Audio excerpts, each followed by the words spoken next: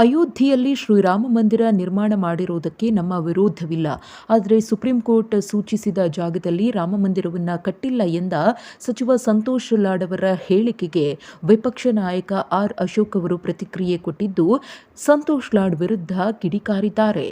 ಕಾಂಗ್ರೆಸ್ಗೆ ಲೋಕಸಭೆ ಚುನಾವಣೆಯಲ್ಲಿ ಸೋಲಿನ ಭೀತಿ ಕಾಡುತ್ತಿದೆ.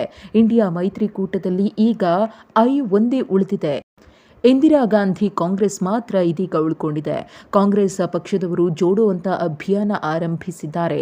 ಆದರೆ ಈಗ ಕಾಂಗ್ರೆಸ್ ಛೋಡೋ ಅಂತ ಎಲ್ಲರೂ ಬಿಟ್ಟು ಓಡ್ತಿದ್ದಾರೆ ಅಂತ ವಾಗ್ದಾಳಿ ನಡೆಸಿದ್ದಾರೆ. ಸಂತೋಷ್ ಲಾಡ್ ಅವರ ಹೇಳಿಕೆಗೆ ಮಾಜಿ ಸಚಿವ ಕೆಎಸ್ ಈಶ್ವರಪ್ಪನವರು ಪ್ರತಿಕ್ರಿಯೆ ಕೊಟ್ಟಿದ್ದಾರೆ. ಅಯೋಧ್ಯೆಯಲ್ಲಿ ರಾಮಮಂದಿರ ನಿರ್ಮಾಣವಾದ ನಂತರ ಕಾಂಗ್ರೆಸ್ನವರು ಏನೇನೋ ಹೇಳ್ತಿದ್ದಾರೆ. ಅಲ್ಪಸಂಖ್ಯಾತರು, ಹಿಂದುಳಿದವರು, ದಲಿತರ ಹೆಸರನ್ನ ಹೇಳಿಕೊಂಡು ಅಧಿಕಾರಕ್ಕೆ ಬಂದಿದ್ದಾರೆ. ಆದರೆ ಇವರಿಗೆ ಕಾಂಗ್ರೆಸ್ ಸರ್ಕಾರದಿಂದ ನ್ಯಾಯ ಸಿಕ್ಕಿಲ್ಲ ಅಂತ ಕೆಎಸ್ ಈಶ್ವರಪ್ಪ ವಾಗ್ದಾಳಿ ನಡೆಸಿದ್ದಾರೆ. ಇನ್ನು ಶ್ರೀರಾಮ ಮಂದಿರ 140 ಕೋಟಿ ಜನರನ್ನ ಒಗ್ಗೂಡಿಸುವ ಮಂದಿರವಾಗಿದೆ.